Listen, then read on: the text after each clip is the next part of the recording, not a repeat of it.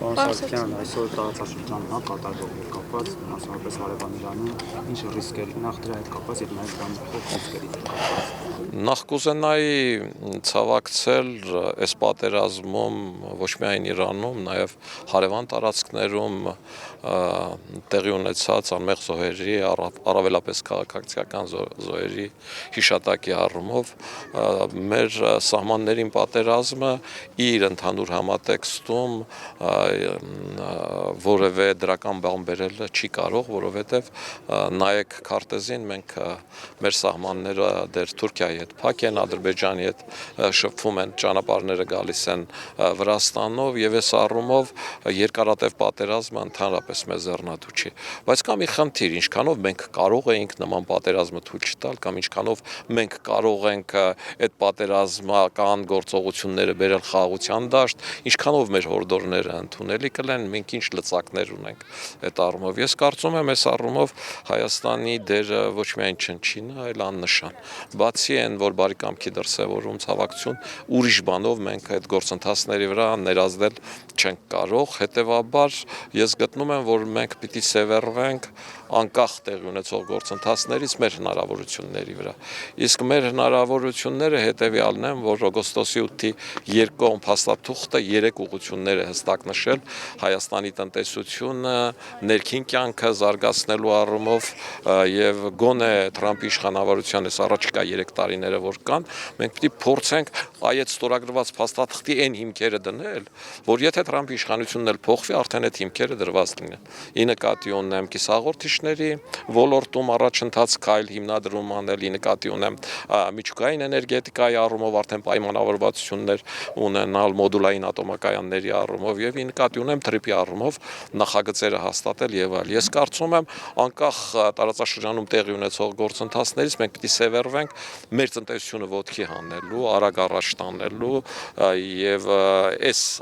հիմքերը դնելուց հետո է, որ ես կարծում եմ 10 տարի հետո մենք կարող ենք ունենալ բացարձակ այլ բյուջեի Հայաստան, այլ հնարավորություններով, այլ միջոցներով։ Ես միշտ օրինակ եմ բերում Իսրայելի բյուջեն 204 միլիարդ ու ասում եմ, որ մենք ոչնչով հրեաներից պակաս ժողովուրդ չենք, ու Աստված մեզ պակաս չի սիրում։ Ավելին մենք ունենք այսօր հնարավորություն, մեզ մեկնած ձեռք կա, մենք ամբողջությամբ պիտի այդ ձեռքը բռնենք, մենք պիտի օգտվենք այդ հնարավորությունից եւ եթե մենք ունենանք 200 միլիարդ բյուջե 10 տարի հետո, ինչը ես շատ իրատեսական եմ համարում, մեր հետ ոչ մեկը ոչ անկլավներից կխոսի, ոչ նոր պատերազմից կխոսի, ոչ արևմտյան ատրպատականից կխոսի։ Տեսեք Իսրայելը իր տարածաշրջանի երկրների հետ ոնց է խոսում։ Տեսեք 90 միլիոնանոց Իրանի հետ ինչ պայմաններով է խոսում, Եգիպտոսի հետ ինչ խնդիրներ, Սաուդյան Արաբիայի։ Մենք ինչով ենք իրենցից պակաս։ Ոչնչով։ Մենք ուղղակի պիտի հետևություններ անենք, մենք պիտի շարժվենք մեր երկրի սեփական շահերով, մեր երկրի ապագայի վրա հիմնված ծրագրեր մշակենք ու գլուխներս կախ առանց աչուձախ նայելու փորձենք այդ ծրագրերը առաջ տանել ու իրականություն դարձնել։ Նաեւ հենց այս ձեր նշածով եկա գնում 26 թվականի ընտրություններին մասնակցելու ըստ տեսլական։ Միանշանակ այդ տեսլականով եմ գնում։ Ես իսկապես ամբիցիոզ մարդ եմ ու խնդիրը իմ կամ մեր կուսակցության հաղթանակին է, ես հաղթանակ ասելով ի նկատի ունեմ, որ մենք պիտի փակենք այն էջը, որ որևէ ռազմավարական գործընկեր մեր փոխարեն մեր շահերն է սպասարկելու, մեր փոխարեն մեզ պաշտպանելու է կամ մենք պիտի լինենք իր ֆորպոստը կամ իր մասը, մենք անկախ պետություն ենք, մենք պիտի փակենք այդ էջը, մենք պիտի հույսներս դնենք մեր վրա, մենք պիտի շարժվենք մեր ու միայն մեր շահերից, մենք պիտի նայենք տվյալ պահին որ երկրի հետ է մեր շահերը համընկնում, ու եթե համընկնում է մեր շահերը Իսրայելի հետ, ուրեմն մենք Իսրայելի հետ ենք, համընկնում է մեր շահերը Միացյալ Նահանգների հետ, մենք Միացյալ Նահանգների հետ ենք, համընկնում է Ֆրանսիայի հետ, մենք Ֆրանսիայի հետ ենք։ Մենք չպիտի խառնվենք այս պատերազմներում որևէ մեկի կողմը լինելու։ Ում շահերի հետ մեր շահերը համընկնում է, մենք այդ երկրի հետ պիտի լինենք ու այդ ուղղությամբ պիտի շատ զգուշ լինենք։ Պարոն Սարգսյան, մի ճշտող հարց է, արդեն կա կուսակցության ներսում որոշում ոնց եք մասնակցելու հետագայում, արդյոք դաշինքի այդ գաղափարը կա թե չէ, արդյոք իշխանության հետ վերջում կոալիցիա կա այդ ծրագիր, թե կամ արևմտամետ ուժերի հետ, ինչպես Գյումրիի դեպքում եղավ հանդարտություն կուսակցության կարգով։ Այս քննարկումները կան արդեն իսկ։ Ոչ չկա, հիմա մենք հիմնականում մտածում ենք մեր ու մենակ մեր մասին, մեր ծրագրային մոտեցումների, քարոզարշավն անցկացնելու մեր մեխանիզմների, մեր փորձը ցույց է տվել, երբ որ քարոզարշավը մենք ինքներս ենք մտածում, մեր պոտենցիալով ու մեր քայլերով, անկախ նրանից այդ ճիշտ է թե սխալ։ Մենք արդյունքներ գրանցում ենք։ Երևանը Արտակ Զեյնալյանի ընտրությունը դրա օրինակն է, մենք 11.3% կվեհավաքեցինք։ Մենք գնացինք Մեղրիում, երկու օր քարոզարշավ արեցինք Բագրատ Զաքարյանի հետ գնդապետ եւ 48-49% կվեհավաքեցինք։ Նույնը Թումանյանում միայնակ մի օր ենք գնացել Սուրենին օգնելու, Դսեղ գյուղում եւ այլը պատտվել ենք եւ 52% կվեհավաքեց։ Այսինքն միասնություն ասածը կամ միավորվել ասածը չի նշանակում, որ ինքը պարտադիր արդյունքներ է ապահովում, Գյումրին դրա օրինակն է։ Երբ որ թիմը ունի 5 մարդ եւ 5 մարդով մտնում է խրամատ ու 5-ն էլ նույն ուղղությամբ ու նույն կերպ են մտածում ու նույն ամբիցիաներն ունեն, այդ երբեմն շատ ավելի լավ արդյունք է տալիս, թե 15 հոգով մտնես խրամատ, բայց հրամանատարի առումով տարբեր մոտեցումներ ունեն։ Միացում, այսինքն դրանցից որ մեկն էր առանձինը թե խմբով։ Ես հիշում եմ, որ առանձին էր։ Գիտեք, մենք դեռ նման որոշում չունենք, լրիվ առանձին ենք գնում, թե չէ։ Մենք հիմա մտածում Էջմիածնի ընտրություններում, գիտեք ինչ, Էջմիածնի ընտրություններում մեր տեխնացուն, մեր կուսակցության անդամ չէր։ Ինքը հանրային սեկտորի ներկայացուցիչ չէր։ Ցավոք սրտի մեր կուսակցությունում մենք չունեինք Էջմիածնի։ Մենք Էջմիածնում կառույց չունեինք ընդհանրապես, որովհետև Մանվել Գրիգորյանի կամ Սեյրան Սարոյանի ժամանակներով իրենք ասում էին՝ հոպար դու մեր աղբերն ես, քեզ տեղ ինչ գրասենյակ ինչին է պետք, մենք լրիվով քոնն ենք, այդպես էլ չունեցանք, կուսակցությունը ստեղծված օրվանից Էջմիածնում գրասենյակներ չի ունեցել, բայց երբ որ խնդիր առաջացավ, որ Գյումրիի տարբերակ կարող է առաջանալ Էջմիածնում, այդ ժամանակ փորձեցինք մտնել, որ նման տարբերակ, իսկ Գյումրի տարբերակը ոչ թե կոալիցիա կազմելու առումով է, որ փորձում են ասել, իսկ կոալիցիան ինչ վատ է, կոալիցիան վատ չի, վատը արտաքին հրահանգով, արտաքին ազդեցության ուժերի միավորումն է։ Այ վատն է դա, մենք այնտեղ գնացինք, որպեսզի ռուսական համատեքստին, եթե հանկարծ խնդիր առաջանա, թույլ չտանք, որ իրենք միավորվեն։ Ու ընդհանրապես կոալիցիաների առումով ես կոալիցիաներին կողմ մարդ եմ եւ ամբողջ աշխարհը ցույց է տալիս, որ խորհրդարանական կառավարման մոդելը ճիշտ է կոալիցիաների պարագայում։ Շատ վատ է, երբ որևէ կուսակցություն 50+ է հավաքում։ Այդ դեպքում կուսակցության անդամները վամպիրի նման իրենց վարչապետի կամ նախագահի տեխնացուից անընդհատ ուզում են։ Ու ինչքան էլ տա, միևնույն է, իրենք չեն բավարարվելու։ Ու ստացվում է, որ կուսակցությունն աշխատում է ինքն իր համար, ոչ թե պետության համար։ Իսկ երբ որ Եվրոպայի մոդելով դրանք 35-40% քվե են հավաքում ու կոալիցիա են կազմում, այստեղ արդեն իշխանությունը պահելու համար են գործընկերոջ հետ բանակցային սեղանի շուրջ պիտի նստեն։ Ինչու է հարցում, պարոն Սարգսյան, քանի որ մամուլն է գրում էր, որ սկզբում քննարկումներ եղել են իշխանության հետ, ԿՊ-ի հետ, կոալիցիայի հետ կապված այս հարցում, սակայն ինչ-որ պահից ձեր եւ Նիկոլ Փաշինյանի հարաբերությունները վատացել են, այսպիսի տեղեկություններ կան եւ դրա համար եք տալիս, եւ կուզեի դուք էլ ստակեցնեք, քանի որ Չէ, բացարձակ նման բան չկա։ Երբեք Նիկոլ Փաշինյանի հետ ավելի լավ հարաբերություններ չեմ ունեցել, քան իմ։ Երեք երեկոյան էլ իր հետ գրավոր շփվել եմ բազմաթիվ թեմաներով ու այդպիսի խնդիր չկա։ Նիկոլ Փաշինյանի հետ նույն դաշինքով մենք գնալ չենք կարող։ Ու այն մարդիկ ով այդ ասում են, թող ինձ 1000 անգամ ներեն, իրենք կամ սակավամիտ են կամ բթամիտ են։ Շատ པարզ խնդիր կա քաղաքականության մեջ։ Քաղաքականության մեջ դաշինքները ձևավորվում են գաղափարով։ Նիկոլ Փաշինյանը եւ քաղաքացիական պայմանագիրը բալանսավորման քաղաքականության կողմնակից են։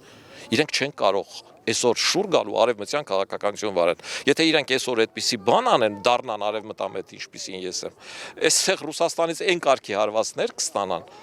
թե տնտեսության, թե քաղաքական բազմաթիվ առումներով։ Ինչի՞ միջև հիմա հապկից դուրս չեն գալ, որտեվ չեն կարողանում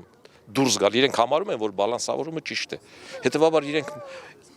ինչպես էին բացատրելու մեր հետ դաշինք կազմելը, կամ մենք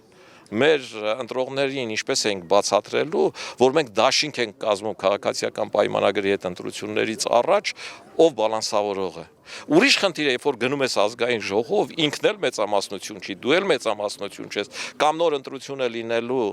կամ ռուսական ուժերն են իշխանությունը վերցնելու, այդ դեպքում ավելի ձեռնատու է բալանսավորողների հետ կոալիցիա կազմել։ Եվ այդ կոալիցիայի շրջանակներում նաև վերցնել լիազորություններ, համապատասխան պաշտոններ, որ քո խոսք տված, խոստացած ծրագրերի մի մասը գոնե կարողանաս կատարես։ Եվ նաև իշխանությանն է ձեռնատու, որովհետև ինքը որոշակի քայլեր դեպի արևմուտք անելու առումով արդեն կարող է ասել, որ գիտեք ինչ, ես լրիվ արևմտյան ուժի հետ կոալիցիա եմ կազմել։ Եվ պարտավոր եմ նաև նրա ծրագրային դիրույթներից ինչ-որ բան անել, հետևաբար այս խնդիրներում ես ստիպված կամ իշխանությունից պիտի հրաժարվեմ, կամ ձեզ պիտի հակադրվեմ սիրելի ռազմավարական գործընկերներ։ Այսինքն ինքը կդառնա ռազմավարական գործընկերոջ համար խաղաղության աղավնի, մենք կդառնանք այն վատ մարդը, ով այստեղ փչացնում է հայ-ռուսական հարաբերությունները։ Մեխանիզմը, եթե ուզում եք նայել, ես համատեքստում է, իսկ մինչև այդ դաշինք կազմելը քաղաքական առումով անտրամաբանական է, անիմաստ։ Եվ վերջին ճշտող հարցը, քանի որ ընտրությունների հետ կապված եւ անվտանգ, քանի որ Ալեն Սիմոնյանն էլ եւ առասարակ իշխանության ներկայացուցիչները հայտարարում են, որ իրանք 50%-ից ավելի շատ ձայն են հավաքելու, ավելին քան 21 թվականին են հավաքել, եւ ավելին Ալեն Սիմոնյանը վերջերս ճեպազրույցում հնչեցրեց, որ խորհրդարանական անցնող որ ուժեր ունեն դիմադիր մեծամասնություն, ամենատուս այդտեղ է ձեր կուսակցության անունը չէր հնչում։ Սա շուտ ձեր մեկնաբանությունը, այսինքն ոչ իշխանության Պարագան ոչ էլ մեծ ընդդիմության պարագան ձեր անունը չի նշվում։ Գիտեք, ամբողջ խնդիրը ու մեր քաղաքական գործունեության բարդությունն կայանում է նրանում, որ մենք չենք հայտարարում, որ մասնակցում ենք ընտրություններին, որ իշխանությանը փոխենք, Նիկոլ Փաշինյանին փոխենք։ Ինչու չենք հայտարարում այդ, որովհետև մենք տեսնում ենք թե ռուսական թևը, թե հիբրիդային պատերազմի, թե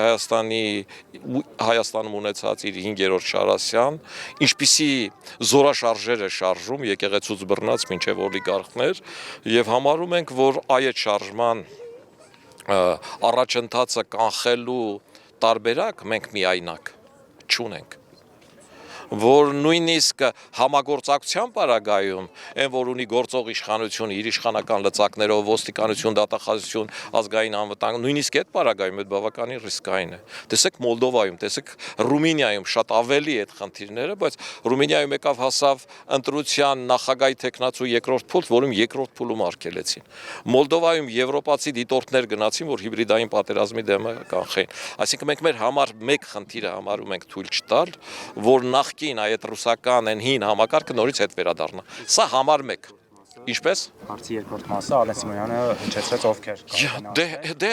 ամբողջ խնդիրը նրանում է, որ Ալեն Սիմոնյանը ինքը մեծ ընդդիմություն չի համարում, որովհետև Երևանի պարագայում մենք գործընկեր ենք եւ բալանսավորման ու արևմտյան քաղաքականության վարելու մեջ 50%-ով համընկնող կետեր կան։ Ռուսական թևի հետ կապված մեր մոտեցումները 100% հակադիր են։ Այ գործող իշխանության եւ ռուսական թևի ուժերի մեջ մի 30% համընկնող բաներ կան, բայց նրանք հիմնական խնդիրը դնում են ոչ թե այդ համընկողները գործող իշխանության հետ համադրելու, այլ այս գործող իշխանության փոխելու համատեքստում։ Մենք այդ համատեքստը չենք դնում, մեր երկրում էլ էսպես է, ով չի ասում այս իշխանությունը պիտի հեռանա, ու ես գալիս եմ խորհրդարան, որ դեպի արևմուտք արվող քայլեր այս գործող իշխանությունը ավելի ինտենսիվ անի, որ ես ստիպեմ այս իշխանությանը երկու աթոռի վրայից կամաց տեղափոխվի, մեզ ընդդիմություն չեն ընդունում, որտեղ ընդդիմություն ընդունում են նրան, ով ասում է, ես գալիս եմ, որ Նիկոլ Փաշինյանին փոխեմ։ Ալեն Սիմոնյանն էլ այդ համատեքստում է ասել, իրականում վերջին բոլոր հարցումներ կան Ռուսաստանի դեսպանատան արած, որոնք, ասենք, Ռոբերտ Քոչյանի թիմն ունի, հարցումներ կա Սամվել Կարապետյանի արած, որ հարցում անողը սոցիոլոգիական ընկերություն չի, բայց լուրջ մարդիկ են, որոնք սոցիոլոգներ են, եւ ես այդ հարցումների տվյալներն ունեմ։ Եվ բոլոր այս հարցումներով մենք 4%-ը հաղթահարում ենք։ Ասեմ, մեր ցուցանիշը 2021 թվականի ցուցանիշից 1%-ով ավել է, բայց ես ձեզ ասեմ նաեւ, որ այն քարոզարշավը ինչը մտածում ենք մենք անել եւ այն մարդկանց ում որոշել ենք որ լրացնենք մեր ցուցակը, մենք այդ ցուցանիշը բարելավելու ենք։ Ես ուզում եմ եւ պայքարելու եմ, որ Երևան քաղաքի ցուցանիշը այս ընտրություններում մենք այս ընտրություններում հասնենք։ Այսօրվա պարագայում մենք 4.2-4.3% ցուցանիշ ունենք, ինչը ես համարում եմ շատ լավը։ Ալեն Սիմոնյանն էլ հաջողություն եմ մաղթում քաղաքացիական պայմանագրի նույնպես։